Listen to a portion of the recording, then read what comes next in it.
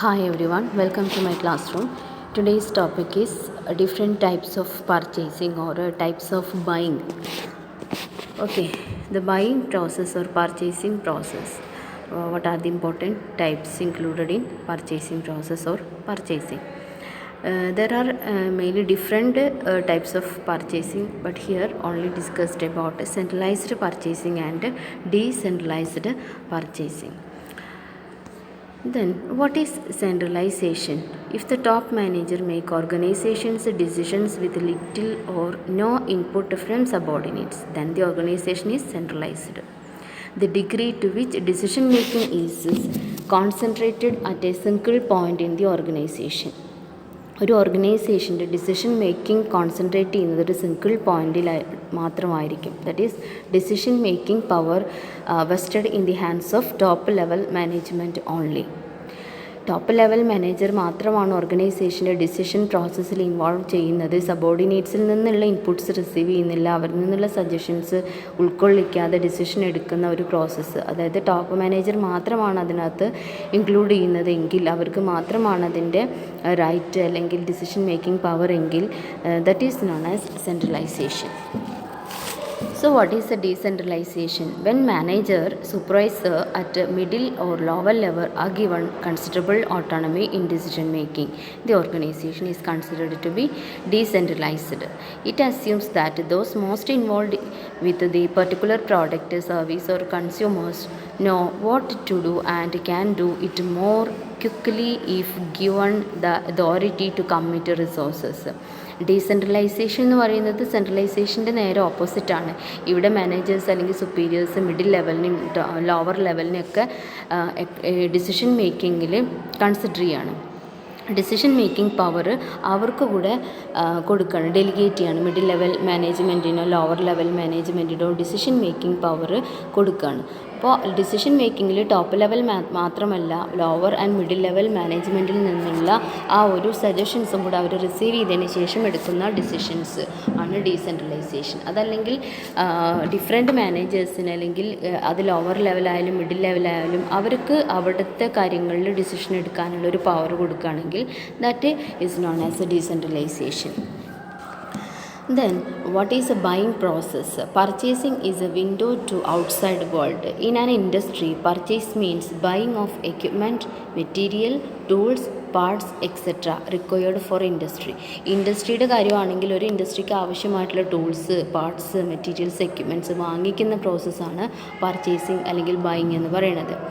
The major task of purchasing decision related with getting the right quantity of material at the right required or right quality at the right time at the right place from the right sources. അതായത് main task, purchasing ഡിസിഷനിൽ main task എന്ന് പറയുന്നത് right quantity of material കിട്ടുക എന്നുള്ളതും right ക്വാളിറ്റിയിൽ കിട്ടുക എന്നുള്ളതും right ടൈമിന് റൈറ്റ് പ്ലേസിൽ റൈറ്റ് സോഴ്സിൽ നിന്ന്, ശരിയായ സോഴ്സിൽ നിന്ന് കിട്ടുക എന്നുള്ളതുമാണ് ഡിസിഷൻ മേക്കിംഗ് റിലേറ്റ് ചെയ്തിട്ടുള്ള ഇമ്പോർട്ടൻ്റ് ആയിട്ടുള്ള ടാസ്ക് എന്ന് പറയുന്നത്. Decentralized purchasing. Centralized purchasing is a method of procurement of all types of material, supplies, equipments, etc. through the single department, not necessarily centrally located, under the direct control and superintendence of one responsible person. ഒരു കമ്പനിയിൽ, ഒരു ഇൻഡസ്ട്രിയിൽ ഒരു സൂപ്രണ്ടിൻ്റെ കീഴിൽ അല്ലെങ്കിൽ ഒരു responsible പേഴ്സൻ്റെ കീഴിൽ ഒരൊറ്റ പർച്ചേസിങ് ഡിപ്പാർട്ട്മെൻറ്റേ ഉള്ളൂ. അവർക്ക് മാത്രമാണ് ഈ പർച്ചേസിങ് ഡിപ്പാർട്ട്മെൻറ്റിന് ഡയറക്റ്റ് കൺട്രോൾ ഉള്ളത്. അപ്പോൾ ഓർഗനൈസേഷൻ ആ ഒരു ഇൻഡസ്ട്രിക്ക് വേണ്ട എല്ലാ പർച്ചേസസും, അവിടെ ഡിഫറെൻറ്റ് ഡിപ്പാർട്ട്മെൻറ്റ് ഉണ്ടെങ്കിൽ ആ ഡിപ്പാർട്ട്മെൻറ്റിനെല്ലാം വേണ്ട എല്ലാ പർച്ചേസിങ്ങും ചെയ്യുന്നത് ആ ഒരൊറ്റ പർച്ചേസിങ് ഡിപ്പാർട്ട്മെൻറ്റ് മാത്രമാണ്. ക്ലിയർ? ദറ്റ് മീൻസ് ഒരു ഇൻഡസ്ട്രിയിൽ ഒരൊറ്റ ഡിപ്പാർട്ട്മെൻറ്റ് പർച്ചേസ് ഡിപ്പാർട്ട്മെൻറ്റായിട്ട് ഫോം ചെയ്യാണ്. അതിൻ്റെ ഹെഡിന് മാത്രമാണ് പർച്ചേസിങ് പവർ ഉള്ളത്. ദാറ്റ് മീൻസ് മറ്റെല്ലാ ഡിപ്പാർട്ട്മെൻറ്റിനും ആവശ്യമായിട്ടുള്ള ടൂൾസ്, മെറ്റീരിയൽസ്, സപ്ലൈസ് എല്ലാം വാങ്ങിച്ചു കൊടുക്കുന്നത് ഈ ഒരു പർച്ചേസിങ് ഡിപ്പാർട്ട്മെൻ്റ് ആയിരിക്കും. He is directly accountable to the top management for all the duties falling within the broad area of purchase function. Purchase functionൻ്റെ എല്ലാ ഡ്യൂട്ടീസ് ആൻഡ് റെസ്പോൺസിബിലിറ്റീസും ആ ഒരു പർട്ടിക്കുലർ ഡിപ്പാർട്ട്മെൻറ്റിൽ ഉണ്ടായിരിക്കും, ആ പർട്ടിക്കുലർ ഡിപ്പാർട്ട്മെൻറ്റിനായിരിക്കും. ഓക്കെ, അവർക്കാണ് അതിൻ്റെ ചുമതല ഉണ്ടായിരിക്കുക. അവരാണ് അതിനെക്കുറിച്ചുള്ള ഏതൊരു കാര്യത്തിനും റെസ്പോൺസിബിൾ ആയിട്ടുള്ള ആളെന്ന് പറയുന്നത്. ആ ഒരു ടോപ്പ് മാനേജ്മെൻറ്റിന് എന്തൊരു കാര്യം അറിയിക്കാനുണ്ടെങ്കിൽ പർച്ചേസ് റിലേറ്റഡ് ആയിട്ടുള്ള എല്ലാ മാറ്റേഴ്സിനും ഫുൾ റെസ്പോൺസിബിലിറ്റി ആ ഒരു പെർട്ടിക്കുലർ ഡിപ്പാർട്ട്മെൻറ്റിനായിരിക്കും. ദറ്റ് ഈസ് സപ്ലയറുടെ അണ്ടറിൽ വെയർഹൗസ് ഉണ്ടായിരിക്കും. വെയർഹൗസ് ഡിഫറെൻറ്റ് ഡിപ്പാർട്ട്മെൻ്റ് ആയിട്ടുള്ള plant A, plant B, plant C, plant D, ഈ എല്ലാ ഡിപ്പാർട്ട്മെൻറ്റിലേക്കുള്ള ഗൂഡ്സ് സപ്ലൈ ചെയ്യുന്നത് വെയർഹൗസിലൂടെയാണ്. ഒരു പെർട്ടിക്കുലർ സപ്ലയർ ഉണ്ടായിരിക്കും, ഒരു പർച്ചേസിങ് ഡിപ്പാർട്ട്മെൻറ്റ് ഹെഡ് ഉണ്ടായിരിക്കും. ആ ഡിപ്പാർട്ട്മെൻറ്റ് പർച്ചേസ് ചെയ്യുന്ന എല്ലാ മെറ്റീരിയലും കീപ്പ് ചെയ്യുന്ന ഒരൊറ്റ പ്ലേസ് വെയർഹൗസാണ്. ആ വെയർഹൗസിൽ നിന്നായിരിക്കും എല്ലാ ഡിപ്പാർട്ട്മെൻറ്റിലേക്കുള്ള മെറ്റീരിയൽസ് സപ്ലൈ ചെയ്യുന്നത്. ദെൻ ഡീസെൻട്രലൈസ്ഡ് പർച്ചേസിംഗ് എന്ന് പറയുമ്പോൾ ലോക്കലൈസ്ഡ് പർച്ചേസിംഗ് ആണ്. That means that divisions or A smaller areas of an organisation have their own purchasing department. ഓരോ ഓർഗനൈസേഷന് ഡിഫറെൻറ്റ് ഡിപ്പാർട്ട്മെൻറ്റ്സ് ഉണ്ടായിരിക്കും അല്ലേ. ആ ഓരോ ഡിഫറെൻറ്റ് ഡിപ്പാർട്ട്മെൻറ്റിലേക്കും ദാറ്റ് മീൻസ് ഒരു ഇൻഡസ്ട്രി ആണെങ്കിൽ plant A, plant B, plant C, plant D, അങ്ങനെ ഡിഫറെൻറ്റ് ഡിപ്പാർട്ട്മെൻറ്റ് ഉണ്ടായിരിക്കും. ഓരോ ഡിപ്പാർട്ട്മെൻറ്റിനും സെപ്പറേറ്റ് ആയിട്ടുള്ള സ്റ്റോറുകൾ അല്ലെങ്കിൽ പർച്ചേസ് ഡിപ്പാർട്ട്മെൻറ്റ് ഉണ്ടായിരിക്കും. ഇപ്പോൾ പ്ലാന്റ് എ ഒരു ഡിപ്പാർട്ട്മെൻറ്റാണ്, അതിലേക്ക് ഒരു പർച്ചേസിങ് ഡിപ്പാർട്ട്മെൻറ്റ് ഉണ്ടായിരിക്കും. പ്ലാന്റ് ബിക്ക് ഒരു പെർട്ടിക്കുലർ പർച്ചേസ് ഡിപ്പാർട്ട്മെൻറ്റ് ഉണ്ടായിരിക്കും. സിക്ക് അതുപോലെ ഉണ്ടായിരിക്കും. ഓരോ പ്ലാന്റ് എക്ക് വേണ്ട എല്ലാ റിക്വയർമെൻറ്റും മീറ്റ് ചെയ്യുന്നത് പർച്ചേസ് ഡിപ്പാർട്ട്മെൻറ്റ്, അതിൻ്റെ അണ്ടറിലുള്ള പർച്ചേസ് ഡിപ്പാർട്ട്മെൻറ്റാണ്. അതുപോലെ പ്ലാന്റ് ബി ഉള്ളത് അതിൻ്റെ അണ്ടറിൽ വരുന്ന പർച്ചേസ് ഡിപ്പാർട്ട്മെൻറ്റാണ് മീറ്റ് ചെയ്യുന്നത്. അപ്പോൾ ആവശ്യമായിട്ടുള്ള റോ മെറ്റീരിയൽസൊക്കെ പർച്ചേസ് ചെയ്യുന്നത് ഡിഫറെൻറ്റ് ഡിപ്പാർട്ട്മെൻറ്റുകളായിരിക്കും, അവരുടെ അണ്ടറിലുള്ള പർച്ചേസിങ് ഡിപ്പാർട്ട്മെൻറ്റുകളായിരിക്കും. Then advantages of centralised purchasing. Centralised purchasing കൊണ്ടുള്ള ഗുണങ്ങൾ എന്തൊക്കെയാണെന്ന്. Bulk buying strengthen the bargaining position of the buyer. അതായത് ഒരു ഓർഗനൈസേഷൻ മൊത്തമായിട്ട് ബൾക്കായിട്ട് പർച്ചേസ് ചെയ്യുമ്പോൾ അവിടെ ബാർഗെയിനിങ് പവർ കൂടും. ഓക്കെ, ബൾക്കായിട്ടൊരു ഓർഗനൈസേഷനിൽ ലാർജ് ക്വാണ്ടിറ്റിയിൽ പർച്ചേസ് ചെയ്യുമ്പോൾ അവിടെ വില പേശാനുള്ള ഒരു അവസരം കൂടുതൽ ഉണ്ടായിരിക്കും.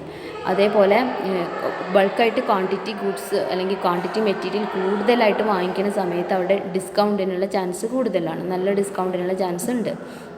അതേപോലെ ക്യാരിയിങ് കോസ്റ്റ്, അതായത് ഒരൊറ്റ ക്യാരിയിങ് കോസ്റ്റ്, അതായത് ഒരൊറ്റ ഇതിൽ തന്നെ ഒരുപാട് ക്വാണ്ടിറ്റി എത്തിക്കാനായിട്ട് സാധിക്കും. അപ്പോൾ ക്യാരിയിങ് കോസ്റ്റ് അവിടെ റെഡ്യൂസ് ചെയ്യാം. ട്രാൻസ്പോർട്ടേഷൻ കോസ്റ്റ് കുറയ്ക്കാൻ പറ്റും. അതേപോലെ ബൈയിങ് ഫങ്ഷൻ, അതായത് duplication of effort in buying function. Different ഡിപ്പാർട്ട്മെൻറ്റിന് വേണ്ടി പല പ്രാവശ്യമായിട്ട് പല രീതിയിൽ പർച്ചേസിങ് നടത്താതെ ഒരു ഇൻഡസ്ട്രിക്ക് വേണ്ട ഡിഫറെൻറ്റ് ഡിപ്പാർട്ട്മെൻറ്റിൻ്റെ റിക്വയർമെൻറ്റ് എല്ലാം മീറ്റ് ചെയ്തുകൊണ്ട് ബൾക്കായിട്ട് ഒന്നിച്ചാണ് അവിടെ പർച്ചേസ് ചെയ്യുന്നത്. അപ്പോൾ ഡ്യൂപ്ലിക്കേഷൻ ഓഫ് എഫേർട്ട് അവിടെ എലിമിനേറ്റ് ചെയ്യാനായിട്ട് സഹായിക്കും. പർച്ചേസ് ഹെഡിന് സ്കിൽ ഡെവലപ്മെൻറ്റ് ഇതിലൂടെ സാധിക്കും. ഡിഫറെൻറ്റ് ഡിപ്പാർട്ട്മെൻറ്റിൻ്റെ റിക്വയർമെൻറ്റ് മനസ്സിലാക്കാനും നീഡി ആയിട്ടുള്ള ടൈമിന് നീഡി പ്രോഡക്റ്റ് അവർക്ക് അവൈലബിൾ ആക്കാനും ഉള്ളൊരു എഫേർട്ട് എടുക്കുമ്പോൾ അതിൻ്റേതായിട്ടുള്ള സ്കില്ല് ഡെവലപ്പ് ചെയ്യാൻ സഹായിക്കും. നോ കോമ്പറ്റീഷൻ വിത്തിൻ യൂണിറ്റ്സിൽ ഒരു കോമ്പറ്റീഷൻസ് അവിടെ ഉണ്ടാവില്ല. ഒന്നിച്ചാണ് ഒരു ഇൻഡസ്ട്രിക്ക് വേണ്ട പർച്ചേസിങ് അവിടെ അവർ ചെയ്യുന്നത്. അതിന് ഒരൊറ്റ ഡിപ്പാർട്ട്മെൻറ്റ് മാത്രമേ ഉള്ളൂ. There is no possibility of competition within the units. Easy to procure from foreign supplies. Foreign സപ്ലയറിൽ നിന്ന് ഈസി ആയിട്ട് പ്രൊക്വയർ ചെയ്യാനും പർച്ചേസ് ചെയ്യാനും അവസരം ഉണ്ടായിരിക്കും. ഡിസഡ്വാൻറ്റേജ് എന്ന് പറയുമ്പോൾ specific problem and specific requirement needed.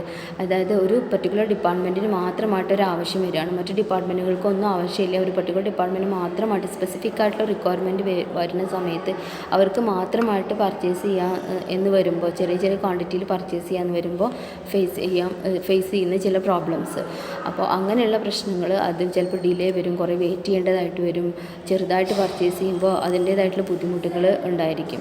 Then delay in receiving material receive ചെയ്യാൻ ഡിലേ വരാൻ ചാൻസ് ഉണ്ട്. ആവശ്യമുള്ള സമയത്ത് ചിലപ്പോൾ കിട്ടിക്കൊള്ളണമെന്നില്ല. Problems to use local resources small quantity. അതേപോലെ ലോക്കൽ റിസോഴ്സസ് സ്മോൾ ക്വാണ്ടിറ്റിയിൽ ചിലപ്പോൾ വാങ്ങി ഉപയോഗിക്കേണ്ടതായിട്ട് വരും. അപ്പോൾ അങ്ങനെയുള്ള പ്രോബ്ലംസൊക്കെ വരും. അതേപോലെ ഓട്ടോക്രാറ്റിക് മാനേജ്മെൻറ്റ് സ്റ്റൈലായിരിക്കും. ഹെൽപ്സ് ഫോർ ഓട്ടോക്രാറ്റിക് മാനേജ്മെൻറ്റ് സ്റ്റൈലാണെങ്കിൽ ഇത് ഹെൽപ്ഫുള്ളായിരിക്കും. ഒരു ഡെമോക്രാറ്റിക് സ്റ്റൈൽ ഓഫ് മാനേജ്മെൻറ്റ് ആണെങ്കിൽ ഇത് not helpful.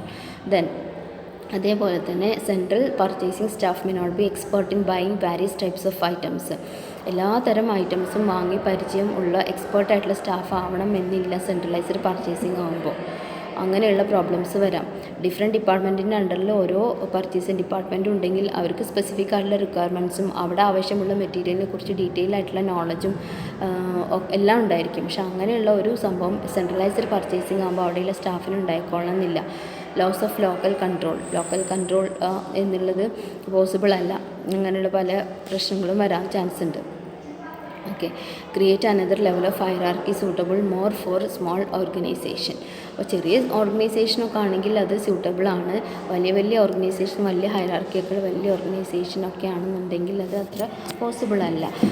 Then disadvantage of decentralised purchasing ആകുമ്പോൾ ഈ പറയുന്ന ഡിസഡ്വാൻറ്റേജസ് ഒക്കെ ഓവർകം ചെയ്യാൻ പറ്റും. ഡീസെൻട്രലൈസ്ഡ് പർച്ചേസിങ് ആകുമ്പോൾ അവർക്ക് എന്തൊക്കെ അഡ്വാൻറ്റേജസ് ആണുള്ളത് എന്നുള്ളത് നമുക്ക് നോക്കാം. അതായത് ക്ലോസർ നോളജ് ഓഫ് റിക്വയർമെൻറ്റ്, അവരുടേതായിട്ടുള്ള ഡിപ്പാർട്ട്മെൻറ്റിൻ്റെ പർച്ചേസിങ് മാത്രം ചെയ്യുന്നത് കൊണ്ട് അവർക്ക് അവരുടെ ആവശ്യങ്ങൾ എന്താണെന്നുള്ളത് വളരെ ക്ലിയറായിട്ടും അടുത്തറിയാനും സാധിക്കും. ട്രാൻസ്പോർട്ടേഷൻ കോസ്റ്റ് റെഡ്യൂസ് ചെയ്യാൻ സാധിക്കും. കാരണം സെൻട്രൽ വെയർഹൗസിൽ നിന്ന് ഇങ്ങോട്ട് എത്തിക്കുക എന്നുള്ള കോസ്റ്റ് കുറയ്ക്കാനാണ് സാധിക്കുന്നത്. ലീഡ് ടൈം കുറയ്ക്കാൻ പറ്റും. കാരണം എപ്പോഴാണ് അവർക്ക് ആവശ്യം ആ ടൈമിന് എത്തിക്കാനായിട്ട് അവർക്ക് സാധിക്കാറുണ്ട്. ലോക്കൽ പ്രൊഡക്ഷൻ ഷെഡ്യൂളുമായിട്ട് കോർഡിനേറ്റ് ചെയ്ത് കൊണ്ടുപോകാൻ സാധിക്കും. അവരുടെ പ്ലാന്റ് എ എന്നാണെങ്കിൽ പ്ലാന്റ് എയുടെ റിക്വയർമെൻറ്റ് എന്താ, അവർക്ക് എപ്പോഴാണ് മെറ്റീരിയൽ ആവശ്യം, ഏത് ടൈമിന് അത് എത്തിക്കണം എന്നുള്ള ക്ലോസ് ഇൻഫർമേഷൻ നോളജ് ഇവർക്ക് ഉള്ളത് കൊണ്ട് തന്നെ കറക്റ്റ് നീഡി ടൈമിന് അത് എത്തിക്കാനും അവർ തമ്മിലുള്ള നല്ല കോർഡിനേഷനും ഉള്ളത് കൊണ്ട് പ്രൊഡക്ഷൻ ഡിലേ ആക്കാതൊക്കെ കൊണ്ടുപോകാനൊക്കെ സാധിക്കും. അതേപോലെ തന്നെ ഹെഡ് ഓഫീസ് ഫോറിൻ നാഷണലായാലും ശരി, അവർക്ക് വളരെ സൂട്ടബിളായിട്ട് ഈ ഒരു മെത്തേഡ് ഫോളോ ചെയ്യാനായിട്ട് സാധിക്കും. ഡെമോക്രാറ്റിക് മാനേജ്മെൻറ്റ് സ്റ്റൈലാണെങ്കിലാണ് ഏറ്റവും ബെറ്ററായിട്ട് ഡീസെൻട്രലൈസേഷൻ ചെയ്യാനായിട്ട് സാധിക്കുന്നത്. ഒരു ഓട്ടോക്രാറ്റിക് മോഡലാണെങ്കിൽ അവിടെ സെൻട്രലൈസേഷൻ എന്നുള്ളത് പോസിബിൾ, ഓട്ടോക്രാറ്റിക് ആണെങ്കിൽ അവിടെ സെൻട്രലൈസേഷൻ എന്നുള്ളതാണ് പോസിബിൾ ആവുക. പക്ഷേ ഡെമോക്രാറ്റിക് മാനേജ്മെൻറ്റ് സ്റ്റൈലാണെങ്കിൽ അവിടെ ഡീസെൻട്രലൈസേഷൻ ആണ് ഏറ്റവും ബെറ്ററായിട്ടുണ്ടാവുക. ഇനി രണ്ടും തമ്മിൽ കമ്പാരിസൺ നോക്കുകയാണെങ്കിൽ സെൻട്രലൈസേഷൻ എൻവയോൺമെൻറ്റ് സ്റ്റേബിൾ ആയിരിക്കും. ഡീസെൻട്രലൈസേഷൻ എൻവയോൺമെൻറ്റ് എന്ന് പറയുന്നത് വളരെ കോംപ്ലക്സ് ആണ്, അൺസർട്ടൻ ആണ്. അങ്ങനെയുള്ള സിറ്റുവേഷനിലാണ് ഡീസെൻട്രലൈസേഷൻ ഏറ്റവും കൂടുതലായിട്ട് വേണ്ടത്. സെൻട്രലൈസേഷൻ സ്റ്റേബിൾ ആയിട്ടുള്ള ഒരു എൻവയോൺമെൻറ്റിലാണ് സൂട്ടബിൾ ആവുക. അതേപോലെ ലോവർ ലെവൽ മാനേജ്മെൻറ്റിന് ഒരു ഡിസിഷൻ മേക്കിങ്ങിലൊന്നും അത്ര കഴിവില്ല, അവർ ക്യാപ്പബിലിറ്റി ഇല്ല. അങ്ങനെയൊക്കെ ആണെങ്കിൽ സെൻട്രലൈസേഷനാണ് അവിടെ നന്നാവുക. ഡീസെൻട്രലൈസേഷൻ എന്ന് പറയുമ്പോൾ ലോവർ ലെവൽ മാനേജേഴ്സും അത്രയും ക്യാപ്പബിളാണ്, എക്സ്പീരിയൻസ്ഡ് ആണ് ഡിസിഷൻ മേക്കിംഗ് എന്നൊക്കെ ആണെങ്കിൽ ഡീസെൻട്രലൈസേഷനാണ് അവിടെ നന്നാവുക.